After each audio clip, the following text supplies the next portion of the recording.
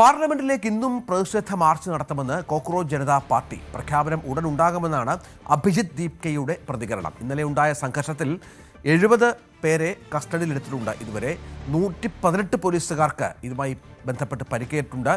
രാത്രിയോടെ സമരവേദിയിലേക്ക് തിരിച്ചെത്തിയ CJP പ്രവർത്തകരെ എങ്ങനെ നേരിടുമെന്ന ആകാംക്ഷ ഉണ്ട്. കാരണം ഇന്നലെ പന്തൽ പൊളിച്ചിരുന്നു, പക്ഷെ അവർ രാത്രിയിൽ വീണ്ടും പന്തൽ കെട്ടി അവിടെ സമരം ആരംഭിച്ചിരിക്കുന്നു, പഴയതുപോലെ എന്നാണ് മനസ്സിലാക്കേണ്ടത്. ഇന്നും പാർലമെന്റ് സമ്മേളനമുണ്ട്. അവിടെ എന്ത് നിലപാടാണ് ഇവർ സ്വീകരിക്കുക എന്ന് നിർണായകമാണ്. വി ആർ കാർത്തിക് ഉണ്ട്. കാർത്തിക്, ഇന്നലെ അസാധാരണമായ സംഭവവികാസങ്ങൾ ഒരുപക്ഷെ BJP സർക്കാർ അധികാരത്തിൽ വന്നതിന് ശേഷം അവർ നേരിടുന്ന കർഷക സമരമൊക്കെ കണ്ടിട്ടുണ്ട്. പക്ഷെ അതിനേക്കാളൊക്കെ കുറച്ചുകൂടി വൈഡായ ഒരു സമരമാണ്. ചെറുപ്പക്കാരൊക്കെ പങ്കെടുക്കുന്ന, ഉദ്യോഗാർത്ഥികളൊക്കെ പങ്കെടുക്കുന്ന ഒരു സമരമാണ്. അതിനുള്ള വ്യാപ്തി വർദ്ധിക്കുകയും ചെയ്യും. അതെങ്ങനെ നേരിടാനാണ് സർക്കാർ തീരുമാനിച്ചിരിക്കുന്നത്? ഇന്നലെ ചർച്ചയ്ക്കൊക്കെ തയ്യാറായിരുന്നു, പക്ഷെ ചർച്ചയ്ക്ക് CJP സമ്മതമല്ല എന്ന വിവരങ്ങളും പുറത്തു വരുന്നുണ്ട്. ഇന്നത്തെ കേന്ദ്ര വിദ്യാഭ്യാസ മന്ത്രി ധർമ്മേന്ദ്ര പ്രധാന്റെ രാജി ആവശ്യപ്പെട്ട് ജൂൺ 6-നാണ് CJP ഈ പ്രതിഷേധം ആരംഭിക്കുന്നത്. 1.5 മാസത്തിലധികമായി സമാധാനപരമായിരുന്നു ഈ സമരം. എന്നാൽ കഴിഞ്ഞ ദിവസം സംഘർഷത്തിലേക്ക് കാര്യങ്ങൾ എത്തി. ഇന്നലെ ഉണ്ടായ സംഘർഷം അക്ഷരാർത്ഥത്തിൽ തലസ്ഥാനത്തെ ഞെട്ടിക്കുന്ന സാഹചര്യമുണ്ടായി. ഇന്നലെ ഉണ്ടായ സംഘർഷത്തിൽ ശക്തമായ നടപടികളും പോലീസിന്റെ ഭാഗത്തു നിന്ന് ഉണ്ടാവുകയാണ്. ഇന്നലെ ഉണ്ടായ സംഘർഷത്തിൽ 70 പേരെ പോലീസ് കസ്റ്റഡിയിലെടുത്തിട്ടുണ്ട്. ഇവർക്കെതിരെ പൊതുമുതൽ നശിപ്പിച്ചതിനടക്കം ശക്തമായ വകുപ്പുകൾ ചുമത്തിയാണ് പോലീസ് കേസെടുത്തിരിക്കുന്നത്. 60 പ്രതിഷേധക്കാർക്ക് പരിക്കുണ്ട്. മാത്രമല്ല IPS ഉദ്യോഗസ്ഥർ ഉൾപ്പെടെ 118 പോലീസുകാർക്കാണ് ഇന്നലെ ഈ സംഘർഷത്തിൽ പരിക്കേറ്റത്. ഇന്നലെ വൈകിട്ടോടുകൂടി ജന്തർ മന്ദറിലെ സമരവേദിയിലേക്ക് CJP പ്രവർത്തകർ തിരിച്ചെത്തി. അല്പം മുമ്പ് CJPയുടെ നേതാവ് അഭിജിത്ത് ദീപ്കെ നടത്തിയ പ്രതികരണം ഇന്നും പാർലമെന്റിലേക്ക് പ്രതിഷേധ മാർച്ച് ഉണ്ടാകുമെന്നും അത് സംബന്ധിച്ച അറിയിപ്പ് അല്പസമയത്തിനകം പ്രതീക്ഷിക്കാമെന്നുമാണ്. അതായത് ഈ സമരം ശക്തമായി തുടരാൻ തന്നെയാണ് CJPയുടെ തീരുമാനം.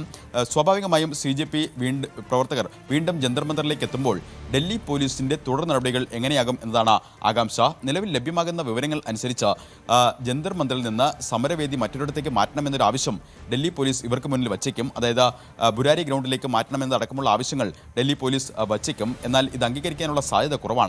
ഇന്നലെ CJPയുടെ 2 പ്രതിനിധികൾ കേന്ദ്രമന്ത്രി JP നദ്ദയുമായി വിഷയങ്ങൾ ചർച്ച ചെയ്തു. പ്രധാനമായും 3 ഡിമാൻഡുകളാണ് CJP മുന്നോട്ട് വയ്ക്കുന്നത്. ഒന്ന്, ആത്മഹത്യ ചെയ്ത വിദ്യാർത്ഥികളുടെ കുടുംബത്തിന് 1 കോടി രൂപ. അതോടൊപ്പം തന്നെ കേന്ദ്ര വിദ്യാഭ്യാസ മന്ത്രി ധർമ്മേന്ദ്ര പ്രധാന്റെ രാജി. ആ ആവശ്യമാണ് പ്രധാനമായും ഉന്നയിക്കുന്നത്. ഈ ആവശ്യങ്ങൾ സർക്കാർ അംഗീകരിക്കാനുള്ള സാധ്യതകൾ വളരെ കുറവാണ്. ഇന്നലത്തെ ചർച്ചയിലും ഒരു ഉറപ്പും നൽകിയിട്ടുമില്ല. അതുകൊണ്ട് തന്നെ വരും മണിക്കൂറുകളിൽ ഈ പ്രതിഷേധത്തിന്റെ രൂപം എങ്ങനെയാകും, അതിനോട് ഡൽഹി പോലീസിന്റെ സമീപനം എങ്ങനെയാകും എന്നതിനെ ആശ്രയിച്ചിരിക്കും കാര്യങ്ങൾ. മറ്റൊന്ന്, ഇന്നും പാർലമെന്റ് ചേരുന്നുണ്ട്. ഈ വിഷയങ്ങളിൽ പാർലമെന്റ് ഇന്നും സ്തംഭിക്കാനാണ് സാധ്യത.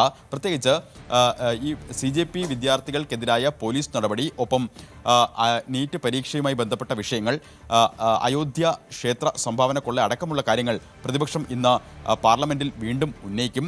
ഇതിൽ ചർച്ച ആവശ്യപ്പെടാനാണ് സാധ്യത. അതുകൊണ്ട് തന്നെ പാർലമെന്റിലും ശക്തമായ പ്രതിഷേധത്തിലേക്ക് കാര്യങ്ങൾ എത്തും. എന്തായാലും CJP നേതാക്കൾ വരും മണിക്കൂറുകളിൽ എന്ത് നിലപാട് വ്യക്തമാക്കുന്നു എന്നതിനെ ആശ്രയിച്ചിരിക്കും ഇന്നത്തെ പ്രതിഷേധ രീതി.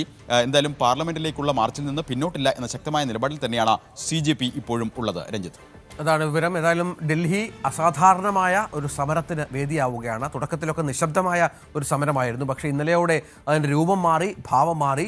കേന്ദ്ര സർക്കാരിന് ആ സമരത്തെ ഗൗനിക്കേണ്ട അവസ്ഥയിലേക്ക് കൂടി കാര്യങ്ങൾ വന്നു എന്നാണ് മനസ്സിലാക്കേണ്ടത്. കൂടുതൽ വാർത്തകൾക്ക് News 18 Keralam YouTube channel subscribe ചെയ്യുക.